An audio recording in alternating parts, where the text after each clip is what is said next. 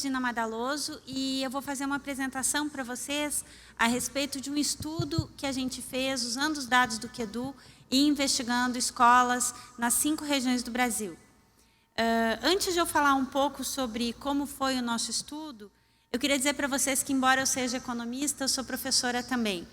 Então, da mesma forma que eu consigo perceber as diferenças que a gente tem no ensino superior com o ensino fundamental, ensino médio, existem muitas semelhanças. E várias das coisas que eu entendi, que eu aprendi ao longo do nosso estudo, também se aplicam aos alunos que eu tenho em sala de aula. Então, foi um grande prazer poder participar desse estudo e escrever, junto com o Ernesto, o relatório final a respeito dele. Esse estudo ele foi financiado pela Fundação Lema e pelo Itaú BBA, com um intuito: tentar entender se todas as crianças tinham condições de aprender o que era requisitado pelas provas e o que era requisitado na Prova Brasil e terem bons IDEBs em suas escolas. A gente sabe que tem uma correlação grande, que não é uma causalidade, mas uma correlação entre nível socioeconômico e aprendizagem, até pelas condições que muitas escolas podem ter ou condições familiares das crianças. Então, o que a gente fez?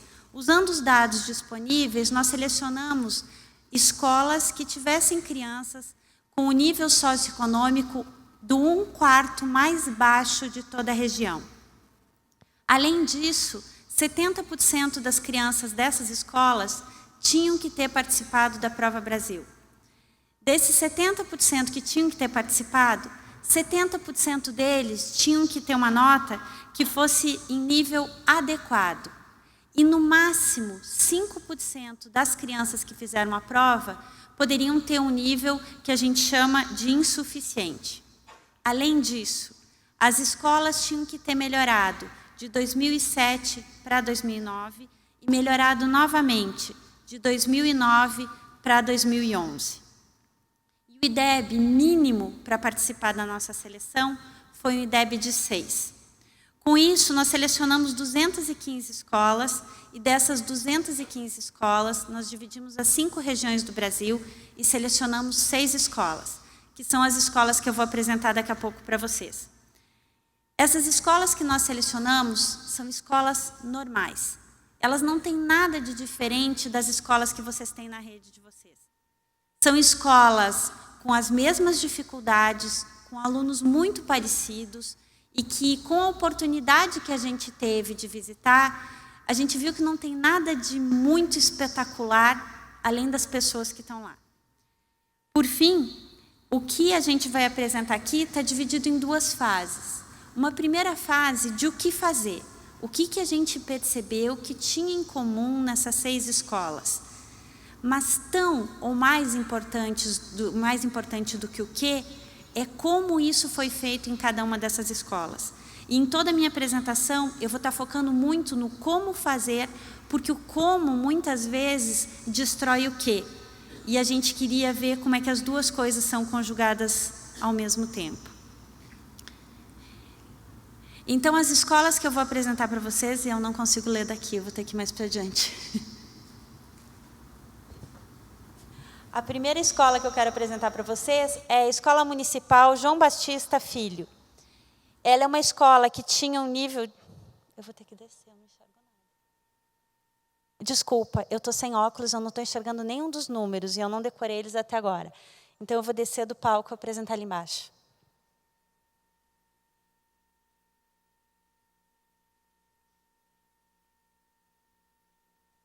Isso que dá não querer usar óculos, né? Triste. É que eu tenho uma história muito triste. Minha filha diz que quem usa óculos é uma pessoa que tem problema e que gera um problema cognitivo. E ela só tem 8 anos e eu fiquei com vergonha de explicar para ela que as pessoas usam óculos e que isso é normal. Então, eu escondo o meu óculos. E o problema é que eu esqueço ele, como eu esqueci hoje. Vamos lá. Sim, eu uso óculos, como a maior parte de vocês não... Desculpa.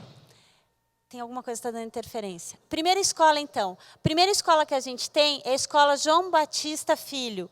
É uma escola em Acreúna, em Goiás, e o nível de aprendizado em 2007, em português, somente 6% das crianças de 5º ano estavam em nível adequado.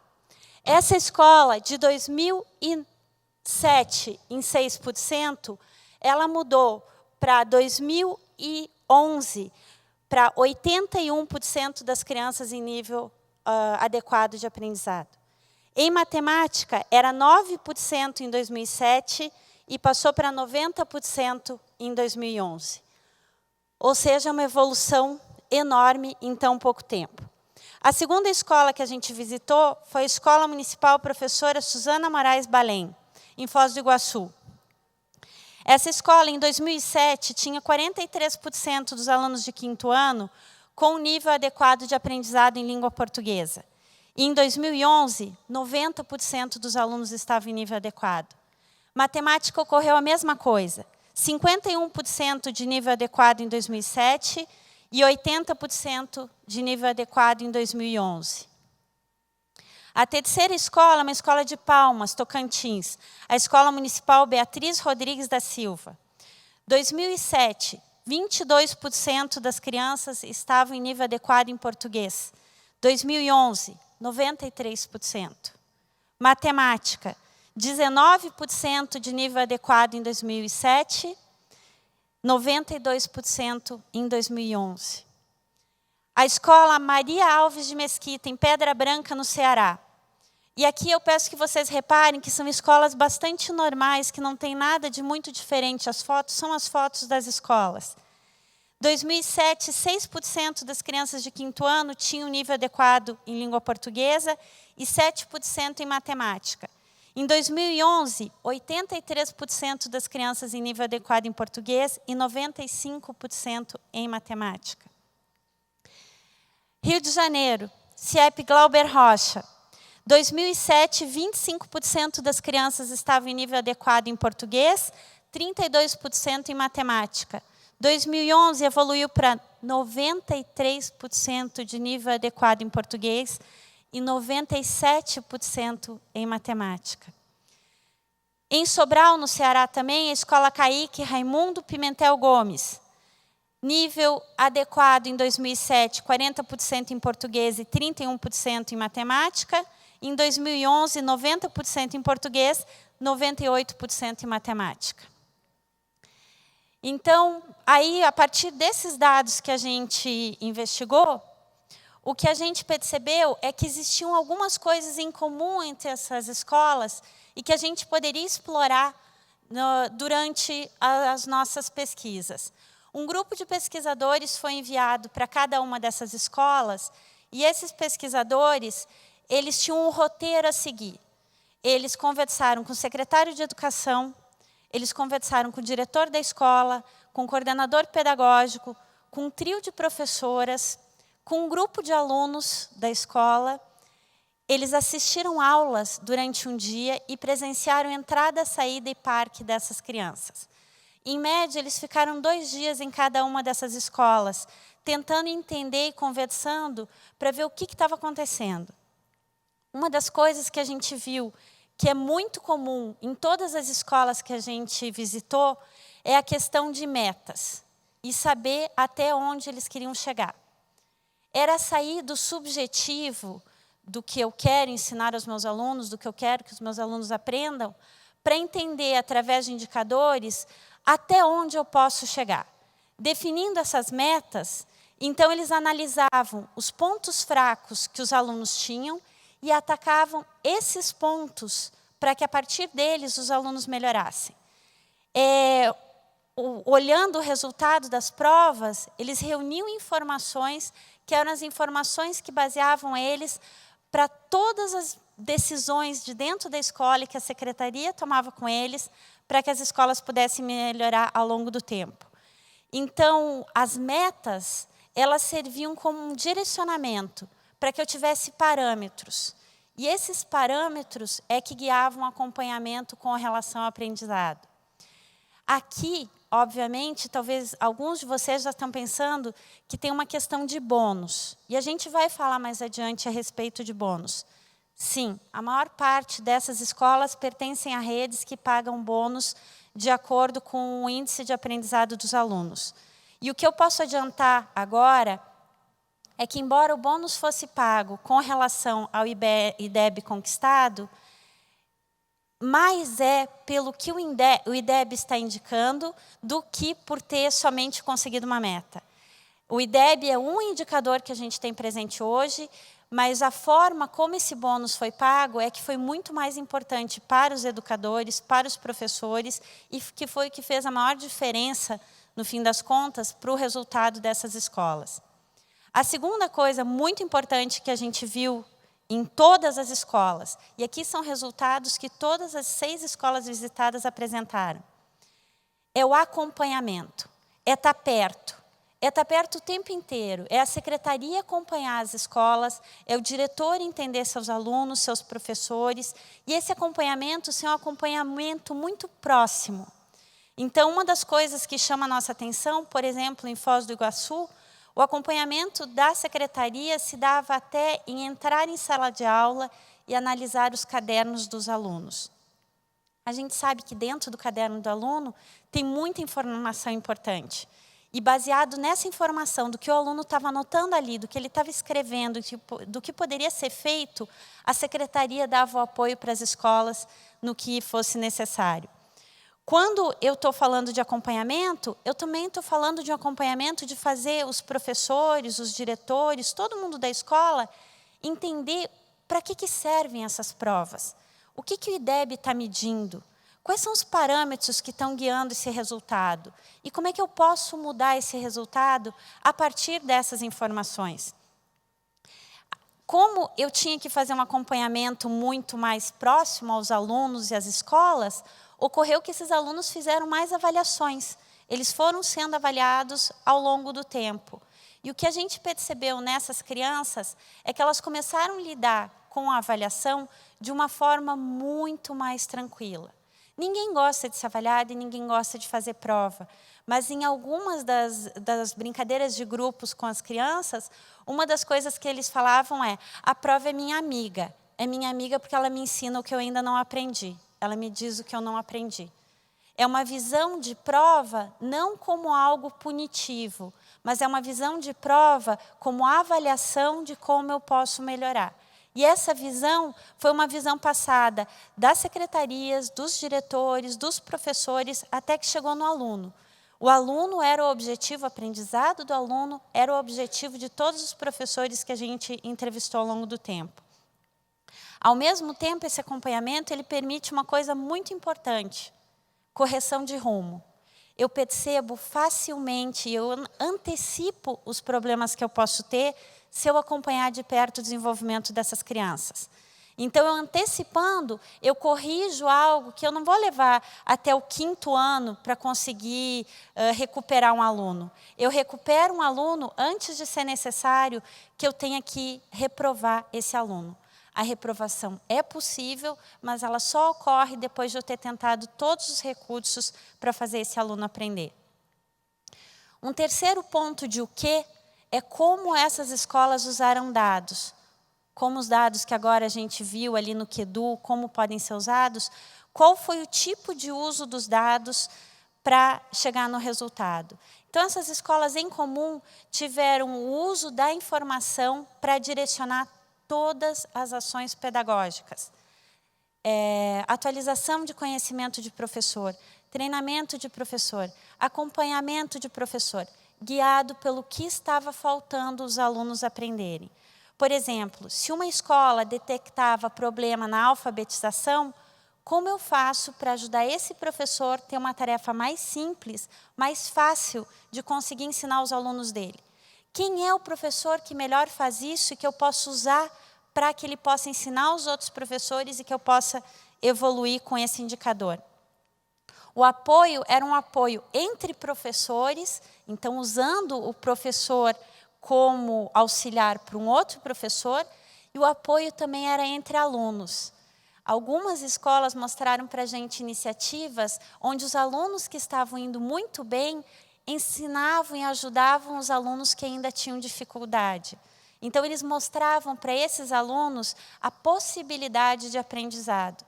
Não importando de onde esses alunos vieram, não importando a família que eles vieram, não importando a condição que eles têm em casa, como era possível que eles aprendessem. O reforço não era uma aula de reforço para cobrir a matéria inteira dada em sala de aula. O reforço, na maior parte das vezes, era um reforço focado em cada aluno. Cada aluno tendo aula de reforço sobre aquilo que tinha dificuldade, para assim superar essa dificuldade. E, ao mesmo tempo, a gente percebeu iniciativas muito boas, que é de não esquecer daqueles alunos que já estão indo bem. Nós temos alunos acima da média nas nossas escolas.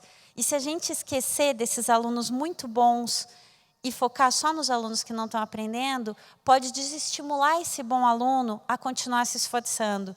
Então, um outro exemplo que a gente viu de Foz é um convênio de uma escola com Itaipu para o que eles chamam de Polo Astronômico de Itaipu, que incentivava a curiosidade dos alunos e que com isso continuavam querendo estudar. Por fim, uma coisa que pode parecer normal que exista, mas que nem muitas vezes a gente garante isso nas escolas, é o ambiente da escola. Como o ambiente da escola, todas as escolas que a gente visitou, eram ambientes leves, eram ambientes agradáveis. Eram ambientes onde as crianças se sentiam seguras. Não necessariamente o entorno era um entorno seguro, mas a escola pôde se tornar um porto seguro para as crianças.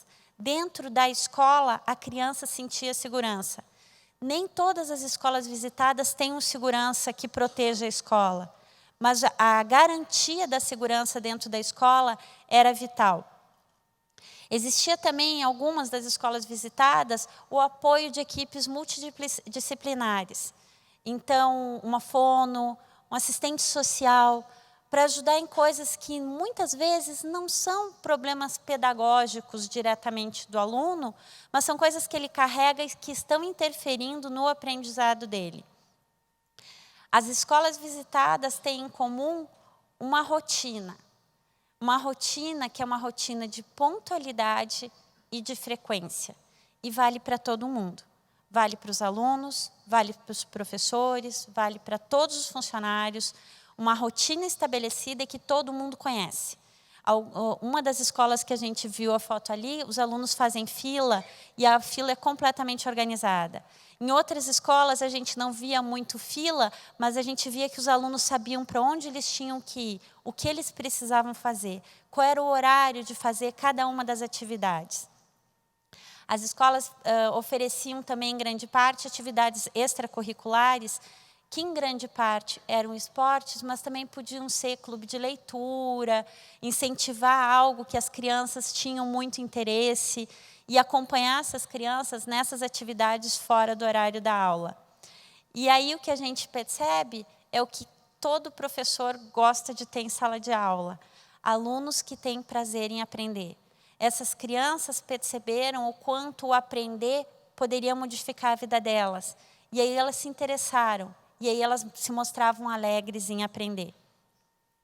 Mas essas coisas que a gente falou são coisas que a gente conhece e que podem ser muito influenciadas pela forma como elas são implementadas.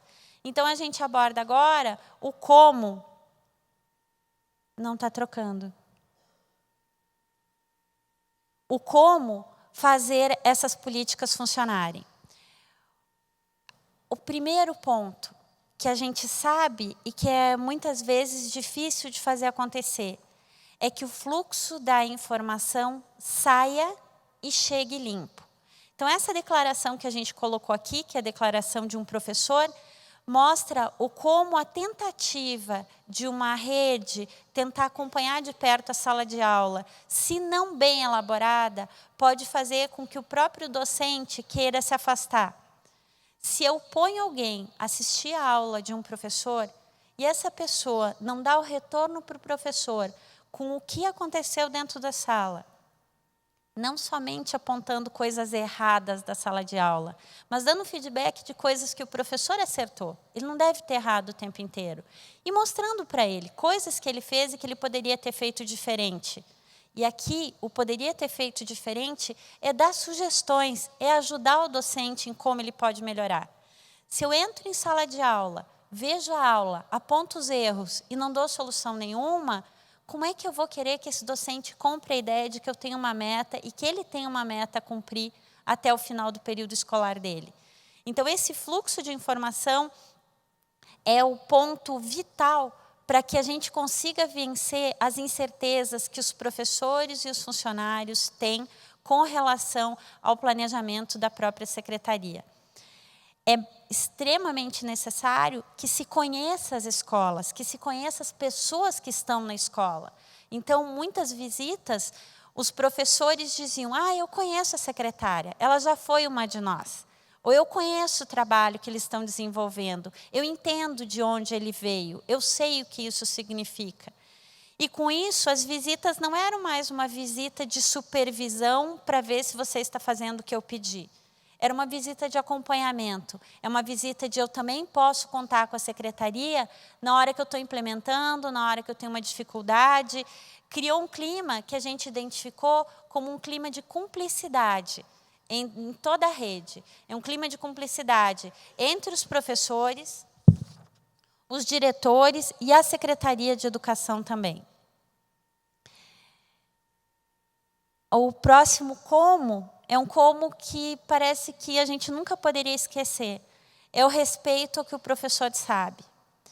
Se alguns professores, depois de algum tempo de estar em sala de aula, parece que desistiram, pelo menos em algum período da vida deles, eles quiseram ensinar um aluno. E muitos deles continuam acreditando que essa é a melhor saída e que eles têm capacidade para ensinar esse aluno.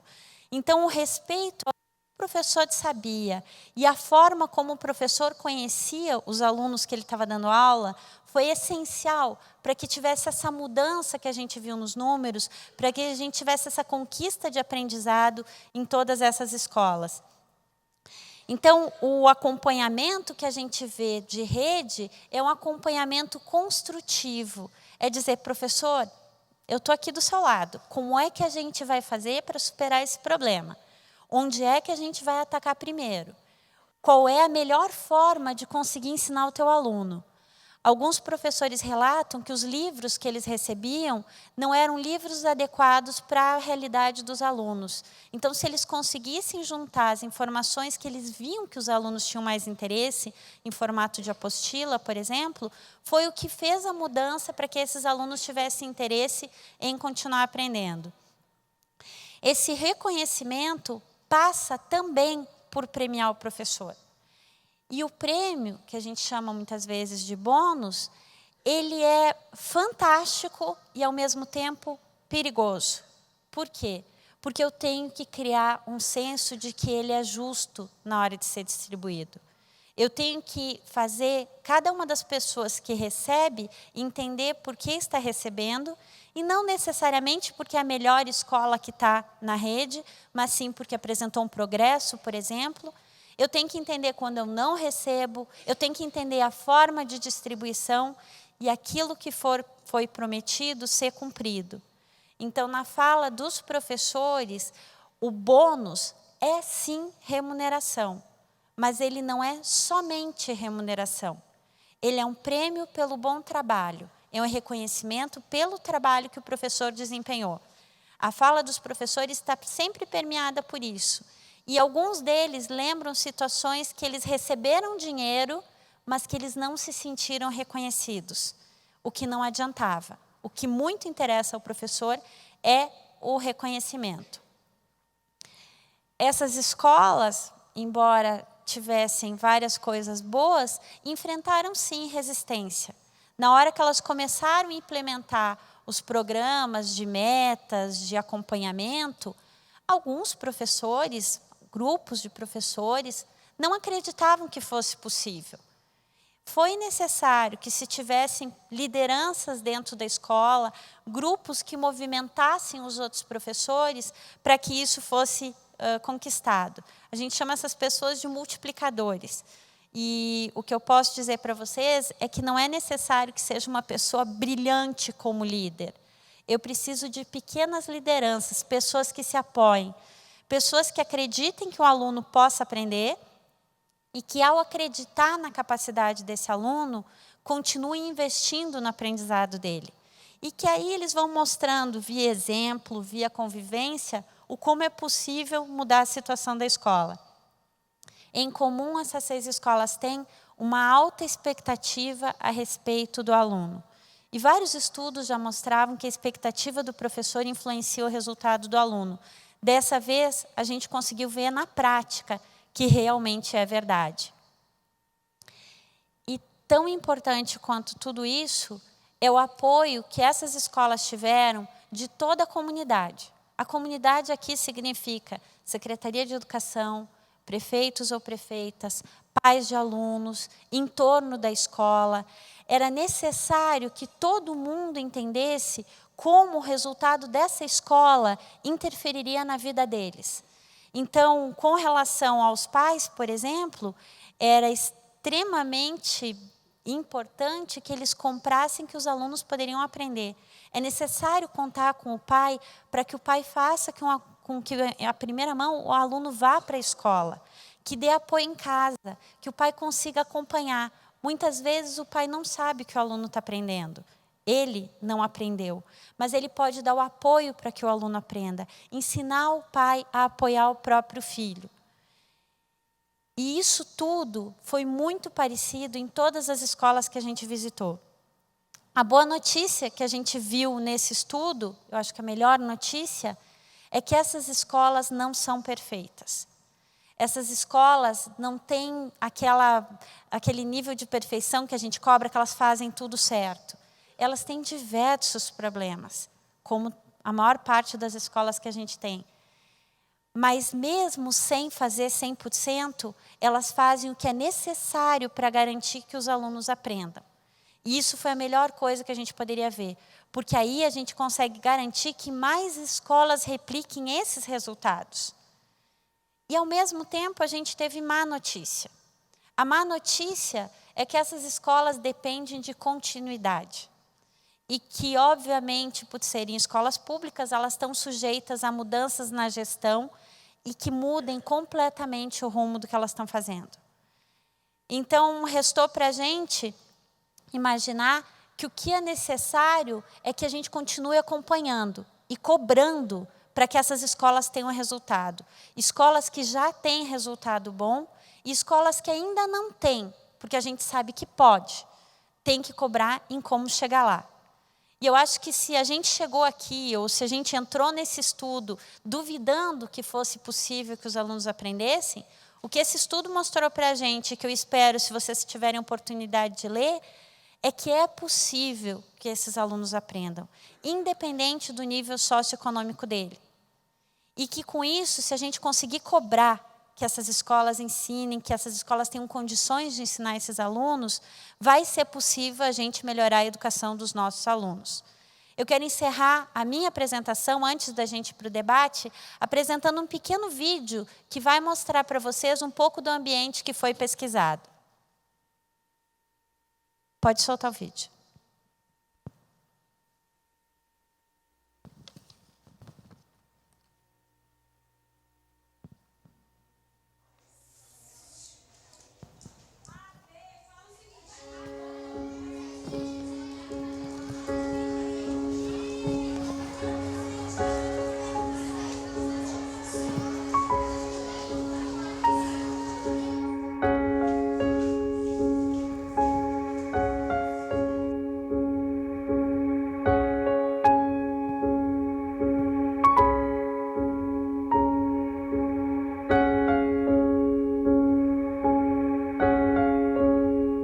Criança vindo para a escola, a nossa obrigação, esse exército todo, é cercar para que a aprendizagem aconteça.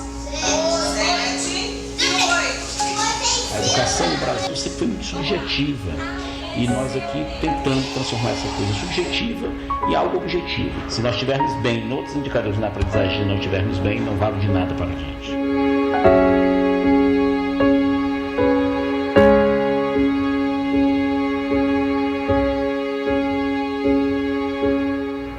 Eu ouvi muito tempo, eles são pobres, eles vivem numa área conflagrada, eles não têm uma família, e a gente mostrou que isso tudo não era impedimento, que eles são crianças que só depende de intervenções. Uma criança ou outra tem os seus limites, tem as suas dificuldades, a gente sabe disso, mas sempre assim buscando essa questão, nunca deixando as crianças para trás.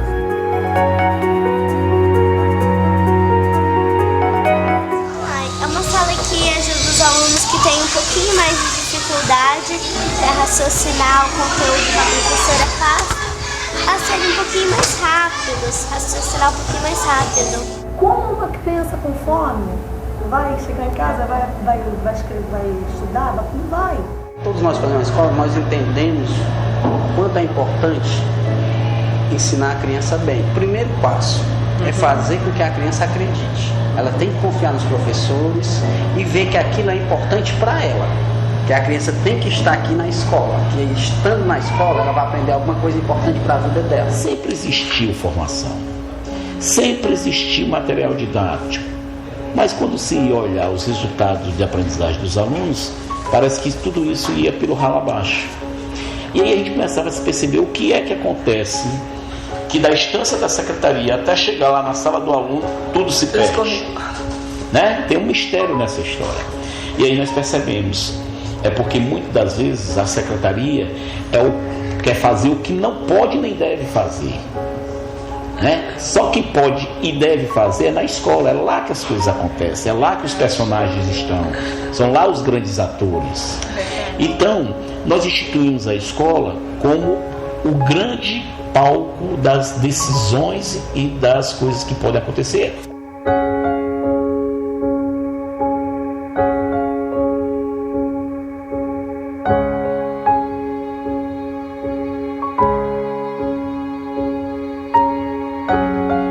A própria secretária hoje virou uma grande parceira, ela virou uma admiradora do nosso trabalho. Ela descobriu a gente através de números. E daí então ela veio pessoalmente conhecer. E ter um carinho com as pessoas, né? Porque a gente nunca pode esquecer que pessoas não se descartam. Que é muito divulgado na cidade, né? A questão da escola ser nota 10. Pois eu sou uma das coordenadoras de uma das escolas nota 10 do mundo. Aquilo pra mim, tudo de bom.